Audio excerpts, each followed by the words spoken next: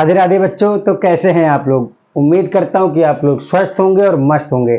आपकी पढ़ाई भी बहुत अच्छे से चल रही होगी। अगर आपने अभी तक हमारे YouTube चैनल टेंथ विला को सब्सक्राइब नहीं किया है तो प्लीज़ सब्सक्राइब कर लीजिए और जाके पिछली वीडियोज देखिए। काफ़ी काम किए हैं जो आपके यूपी बोर्ड एग्जाम में आपकी मदद कर सकती हैं। तो एक्सरसाइज 10.1 का पहला नंबर क्वेश्चन देखिए। पहला नंबर क्वेश्चन क्या है कि निम्न समस्याओं में रैखिक समीकरण के युग्म बनाइए। ठीक है, ये दो समस्याएं हैं, इनके हम लोग रैखिक समीकरण के युग्म बनाएंगे पहले, फिर और इनके ग्राफीय विधि से हल ज्ञात कीजिए। फिर हम लोग इनको ग्राफीय विधि से इनका हल प्राप्त करेंगे, इनका सॉल्यूशन निकालेंगे। ठीक है, देखिए दो हमारे पास समस्याएं हैं। पहली क्या है कि कक्षा 10 के 10 स्टूडेंट्स हैं, उन्होंने एक गणित की पहली प्रतियोगिता में भाग लिया है। ठीक है, यदि लड़कियों की संख्या लड़कों की संख्या से 4 अधिक है तो प्रतियोगिता में भाग लिए लड़कों और लड़कियों की संख्या ज्ञात कीजिए। ठीक है, दूसरा क्या है कि 5 पेंसिल तथा 7 कलमों का कुल मूल्य 50 रुपए है, एंड जबकि 7 पेंसिल तथा 5 कलमों का कुल मूल्य 46 रुपीज है। देन आपको एक पेंसिल तथा एक कलम का कुल मूल्य निकालना है। ठीक है, ये दो अलग अलग प्रकार के सवाल हैं। आइए हम लोग पहले नंबर सवाल को हल करने की कोशिश करते हैं और अच्छे से समझेंगे, बिल्कुल स्टेप बाय स्टेप, कि आपको बिल्कुल एक एक चीज बारीक से समझ में आ जाए। तो आइए शुरू करते हैं। टोटल बच्चे कितने हैं बाबू? 10 हैं। टोटल बच्चे 10 हैं, उनमें से लड़कियां क्या हैं? 4 अधिक हैं लड़कों से।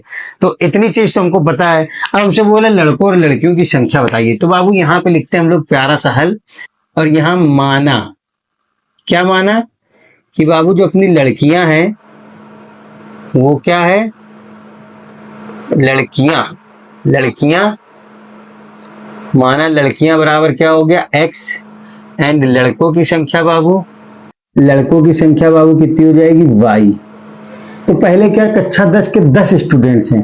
टोटल स्टूडेंट्स बाबू कितने हैं? 10, और लड़कियों लड़कों को मिला के, यानी कि जो लड़कियां हैं और ये जो लड़के हैं, इन दोनों को मिला के टोटल बच्चे कितने हैं बच्चों? 10 हैं अपने पास। तो इसको हम लोग मान लेते हैं बाबू समीकरण 1। ठीक है, और कुछ नहीं करना। अब हम लोग सेकंड पार्ट पे आते हैं कि लड़कियां अधिक हैं लड़कों से। तो बाबू जब लड़कियां अधिक है x बराबर y लिखा। अब आप हमको ये बताइए, जो 4 है, जो 4 अधिक है, वो x में लगेगा कि y में लगेगा? आप बताइए। लड़कियां क्या है? x है, लड़के क्या है? y है। तो लड़कियां अधिक है ना, तो जब लड़कियां अधिक हैं तो ये आपका y में लगेगा 4, क्योंकि लड़के कम है। तो जब लड़कों में 4 प्लस होगा तभी तो लड़कियां ज्यादा आएंगी। तो बाबू इसको मान लिया हम लोगों ने समीकरण 2। यहां तक कोई दिक्कत? बाबू देखो, बच्चे जो ज्यादातर है ना इस वाली शर्त पे फंसेंगे कि हम लोग अधिक किस में लगाएं, +4 किस तरफ ऐड करें। तो हमेशा याद रखना, जो भी बच्चे या जो भी गर्ल्स या बॉयज जो भी अधिक होते हैं उसके विपरीत में ही हम लोग प्लस जोड़ते हैं, क्योंकि भाई लड़कियां अधिक है ना, तो लड़कियां जब बराबर में है तभी तो इधर प्लस आएगा। ठीक है, +4 इधर हो गया। अब हम लोग समझते हैं, अब हम लोग बाबू इसके बनाते हैं क्वाड्रेंट। ग्राफी विधि से हल करने के लिए क्या हम लोग को क्वाड्रेंट बनाने पड़ेंगे। एक मान लेते हैं x का मान और एक मान लेते हैं y। ठीक है बाबू, मिनिमम देखिए बाबू 2 क्वाड्रेंट बनाने होते हैं, आप मैक्सिमम कितने ही बना सकते हैं, और उतने ही मान आप इसमें पुट कीजिएगा जो आपके ग्राफ में प्रॉपरली फिट हो सके। ठीक है, आइए हम लोग मानते हैं पहले मान को 5 एंड 4। अगर हम लोग x का मान, ये हम लोग बाबू समीकरण 1 के लिए मानते हैं। ठीक है, ये मान लीजिए समीकरण 1 के लिए। तो समीकरण 1 में अगर x का मान 5 रखेंगे बाबू, तो y का मान कितना हो जाएगा? 5 इधर प्लस का है बाबू, उधर जाएगा तो कितना हो जाएगा? माइनस का। तो y का मान बच्चों कितना आ जाएगा? हमारा 5 आ जाएगा। जब अगर हमने x का मान 4 रखा बच्चों, x का मान 4 रखा, इधर आ जाएगा तो y का मान कितना हो जाएगा? ये माइनस में 4 आएगा, 10 में से 4 जाएगा 6, तो y बराबर कितना आ जाएगा बाबू? 6। यहां तक कोई दिक्कत? अब समीकरण 2 के लिए हम लोग क्वाड्रेंट बना लेते हैं। समीकरण 2 के लिए बनाया तो ये लिया x एंड ये लिया y। मिनिमम हम लोग 2 बनाते हैं, मैक्सिमम आप कितने ही बना सकते हैं, और मान वही रखिएगा। आप मान कुछ भी रख सकते हैं बाबू, कुछ भी मान रखिए। आपका ग्राफीय विधि जब आप हल करेंगे तो आंसर आपका सेम ही आएगा, पर मैं आपसे ये बोल रहा हूं कि उन्हीं वैल्यूज को आप पुट कीजिएगा क्वेश्चन में जो आपके ग्राफ में फिट हो सके। तो अब हम लोग इधर मान लेते हैं बाबू 5, x का मान मान लो समीकरण 2 के लिए 5। तो हमने x का मान जब 5 रखा है तो इधर प्लस है, तो जब इधर आएगा तो क्या हो जाएगा बाबू, लाओ इसको आपको एक हल करके बता देते हैं। जब x का मान 5 माना है, y प्लस 4, बाबू इसको उधर ले जाएं, इसको उधर ले जाएंगे तो y बराबर 1 नहीं आ जाएगा बच्चों, तो यहाँ पे आ गया 1। अब अगर हम x का मान लेते हैं 3, मेरी बात समझिएगा, ये 3 नहीं फिर से 4 मान लेते हैं, कोई दिक्कत नहीं, आप कुछ भी मान लीजिएगा सेम ही आएगा। 4 माना, तो जब हमने x का मान 4 माना तो अब यहाँ पे 5 की जगह 4 कर दीजिए, इधर जाएगा तो यानी कि आ जाएगा 0। ठीक है, हमारे पास 2 क्वाड्रेंट आ गए हैं। और आइए अब हम लोग इसको ग्राफीय विधि में इसको हल करने की कोशिश करते हैं। तो आइए चलते हम लोग अब ग्राफ की तरफ। ठीक है, तो बच्चों ये देखिए अपना ग्राफ है एंड मैंने इसमें 2 रेखाएं खींची हैं, इसको एक्स अक्ष बोलते हैं और इसको एक्स डैश बोल देते हैं। ये माइनस की वैल्यू दिखाता है, ये प्लस की वैल्यू दिखाता है एंड इसको वाई अक्ष बोलते हैं। ये हम लोगों ने 2 क्वाड्रेंट बनाए थे, ये एक्स का मान है एंड इसमें वाई का मान हम लोगों ने निकाला था। समीकरण 2 में हम लोगों ने जब एक्स का मान पुट किया था तो वाई की वैल्यू ये निकल के आई थी। अब हम लोग इसी के आधार पर ग्राफ बनाएंगे और जहां पे ये दोनों रेखाएं आपस में कटेंगी वही जो बिंदु निकलेंगे वही हमारी सवाल का आंसर होगा। तो आइए देखते हैं, पहले समीकरण से हम लोग हल करते हैं। पहले समीकरण में क्या है, 5 है, तो देखिए x का मान 5 है तो x में हम लोग पॉजिटिव में 5 चलेंगे तो ये 5 है अपना। ठीक है बच्चों, और ये y का मान 5 है पॉजिटिव का, तो ये y का मान 5 है। तो इधर से बच्चों ये रेखा चलेगी और यहाँ पे आके रुकेगी, इधर से ये चलेगी, इधर से ये चलेगी, तो यहाँ पे एक पॉइंट बनेगा बाबू, इसको हम लोग नाम दे देंगे 5,5। पहले x का मान लिखते हैं बच्चों, फिर y का मान लिखते हैं। ठीक है, एंड दूसरा मान रखते हैं, x का मान रखा 4, तो 4 ये है और y का मान बच्चों कितना है 6, तो ये बाबू इधर से चलेगा और ये इधर से चलेगा, तो यहाँ पे आके मिलेगा बच्चों, यहाँ पे मान दे देते हैं 4,6। ठीक है बाबू, ये समीकरण 1 के लिए हो गया। तो अब ये जो दो बिंदु हैं, इन 2 बिंदुओं को आपस में हम लोग मिला देते हैं। चलो इन दोनों बिंदुओं को, तो बच्चों अब ये जो 2 पॉइंट है, इन पॉइंट से हम लोग मिलाते हुए एक रेखा खींचेंगे। ठीक है बाबू, बिल्कुल सटीक रेखा खींचनी है क्योंकि बोर्ड एग्जाम में आपको ऐसे ही खींचना पड़ेगा। अगर हल्का सा भी डिसबैलेंस हुआ तो आपकी जो रेखाएं हैं वो अलग अलग दिशा में भागेंगे और आपके पॉइंट अलग अलग आएंगे। यदि अब समीकरण 2 से हम लोग एक रेखा खींचने की कोशिश करेंगे। x का मान रखा 5, पॉजिटिव में है तो ये बाबू हो गया x का मान 5 और y का मान बच्चों कितना है 1, पॉजिटिव में, यानी कि ये 1 हो गया। ये बच्चों इधर से चलेगा और ये इधर से चलेगा, तो यहाँ पर एक रेखा आके बाबू मिलेगी। इसका क्या हो जाएगा 5,1। हमेशा हम लोग x के मान को पहले रखते हैं, y के मान को बाद में रखते हैं। अब बच्चों देखते हैं x का मान क्या है 4, तो ये है अपना 4x का मान। y का मान क्या है 0 बाबू, ये 0 x और y दोनों के लिए होता है, तो यहाँ पे क्या आ जाएगा, एक पॉइंट बाबू ये आ गया। ठीक है, एक पॉइंट ये 4 का ये आ गया। अब इन दोनों को मिला के एक रेखा खींचते हैं बाबू। अब बाबू ये देखो, ये जो 2 रेखाएं हैं आपस में इस पॉइंट पे काट रही हैं, तो बाबू y अक्ष में अगर हम लोग देखेंगे तो ये 3 में आ रहा है और x अक्ष में देखेंगे बाबू तो ये 7 में आ रहा है, तो ये हो गया 7,3। तो बाबू x अपना क्या था, लड़कों की संख्या थी, y अपना क्या था बच्चों, लड़कियों की संख्या थी, और टोटल स्टूडेंट्स बच्चों कितने थे हमारे सवाल में 10। तो यही आपका हो गया ग्राफ और यही आपका हो गया आंसर। तो आइए बच्चों अब हम लोग देखते हैं इसी क्वेश्चन के सेकंड पार्ट को। इसमें देखिए सेकंड नंबर क्वेश्चन में क्या बोल रहा है कि 5 पेंसिल तथा 7 कलमों का मूल्य 50 रुपए है, जबकि 7 पेंसिल 5 कलमों का मूल्य 46 रुपीज है। तो एक पेंसिल और एक कलम का मूल्य मुझको बताइए। बाबू जब भी आपको इस प्रकार के क्वेश्चन देखने को मिले बच्चों, तो मेरी आपसे एक गुजारिश है कि क्वेश्चन को कम से कम 2 से 3 बार आप लोग रीड किया करिए, क्योंकि जब भी आप लोग ऐसे क्वेश्चन को रीड करते हैं तो क्वेश्चन में क्या बोल रहा है, हमें क्या करना है, ये सारी चीजें क्लियर हो जाती हैं। तो चलिए इस क्वेश्चन को हल करने की कोशिश करते हैं।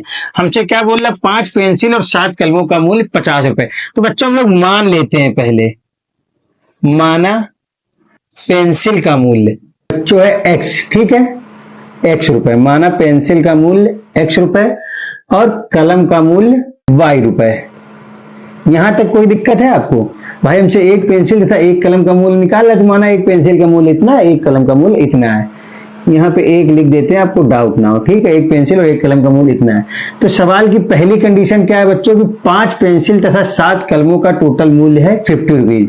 तो हमारी पेंसिल क्या x है, तो 5 पेंसिल है तो बच्चों क्या हो जाएगा 5x प्लस, सिंपल है, प्लस और एक कलम का मूल्य कितना है y है बाबू, तो यहाँ पे 7 कलम है तो क्या हो जाएगा 7y। इन दोनों का टोटल मूल्य कितना है बाबू 50 है, और ये प्लस कहां से आया बाबू, क्योंकि टोटल की बात हो रही है 50 रुपए। तो ये अपना बन जाएगा बच्चों पहला समीकरण। यहां तक आप लोगों को कोई दिक्कत, कोई दिक्कत नहीं। अब चलिए सवाल में दूसरी कंडीशन क्या बोल रही है, 7 पेंसिल और 5 कलमों का मूल्य 46 रुपए है। 7 पेंसिल तो बस 7x प्लस 5y बराबर क्या हो जाएगा बाबू 46 रुपीज। ये बन जाएगा बच्चों समीकरण 2। अब जो जो क्वेश्चन में बोला था हम लोगों ने वो कर लिया। अब हम लोगों को ग्राफीय विधि से एक पेंसिल और एक कलम का मूल्य ज्ञात करना है। तो पहले हम लोग बाबू समीकरण 1 और समीकरण 2 के लिए क्या बनाएंगे, क्वाड्रेंट बनाएंगे। समीकरण 1 के लिए x और y के मान निकालेंगे, समीकरण 2 के लिए x और y के मान हम लोग निकालेंगे, ठीक है। फिर उसको ग्राफ में रखेंगे दोनों के मान, और जब दोनों के मान रखेंगे और वो जो रेखाएं जो खींचेंगी, वो जो दो रेखाएं आपस में जिस बिंदु काटेंगी वही अपना आंसर होगा।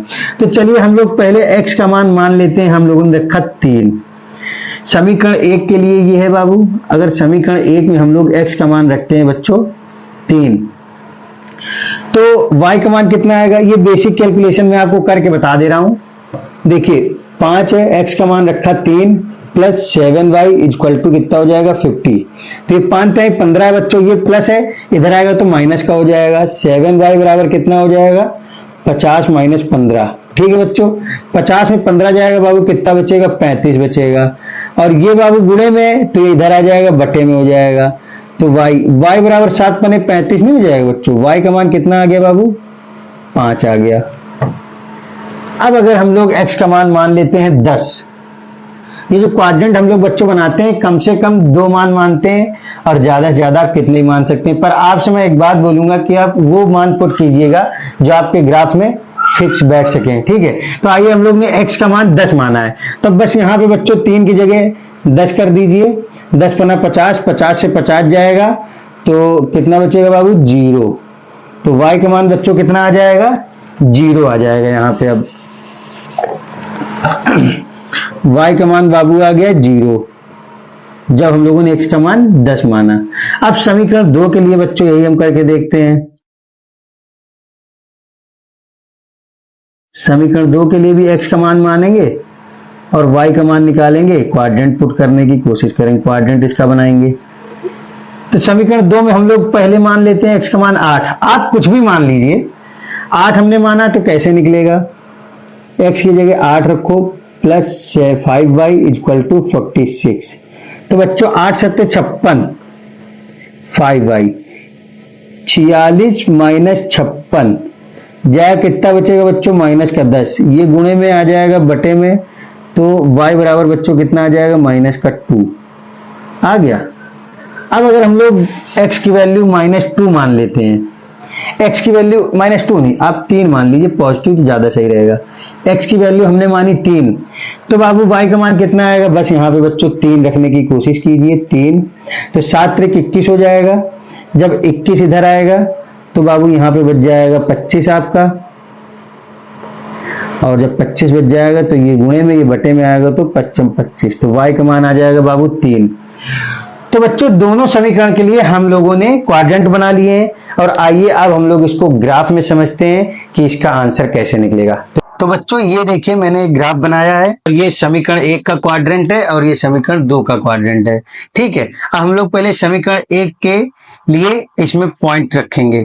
तो देखिए x का मान पॉजिटिव है 3, तो यहाँ पे x का मान ये है 3, ठीक है, इस जगह पॉइंट है। और y का मान पॉजिटिव में ये 5, तो ये y का मान पॉजिटिव में 5। अब बच्चों ये इधर से चलेगा और ये इधर से चलेगा, तो यहाँ पर एक पॉइंट मिलेगा, इसको हम लोग क्या बोल सकते हैं बाबू 3 और 5, x और y ये बन जाएंगे। अब x का मान 10 है, तो ये x का मान मान लो यहाँ पे बाबू 10 है, ठीक है, 9 के बाद 10 यही तो आएगा ये। और y का मान बच्चों कितना है x और y दोनों का मान 0 होता है। तो बच्चों यहाँ पर एक हमको मिल गया पॉइंट 10 और 0। ये हो गया बच्चों समीकरण 1। और जब ये 2 पॉइंट हो गए तो हम लोग इन 2 पॉइंट से को मिलाकर एक रेखा खींचेंगे। चलिए एक रेखा खींच देते हैं। ठीक है बच्चों, अब समीकरण 2 के लिए देखते हैं। समीकरण 2 में x का मान हमने क्या माना है 8, और वो भी है पॉजिटिव का, तो ये हो गया 8। y का मान बच्चों क्या है 2, वो भी माइनस का है, तो ये हो गया माइनस का। तो यहां पे हमको एक पॉइंट मिल गया। क्या पॉइंट मिला? 8 - 2। ठीक है बच्चों, और x का मान माना हमने 3 है, तो अब ये x का मान ये 3 आ गया। और y का मान कितना है बाबू 5 है, तो y का मान 5 है, तो ये इधर से चलेगा और ये इधर से चलेगा, तो ये भी आकर इसी पॉइंट पे आके मिल जाएगा।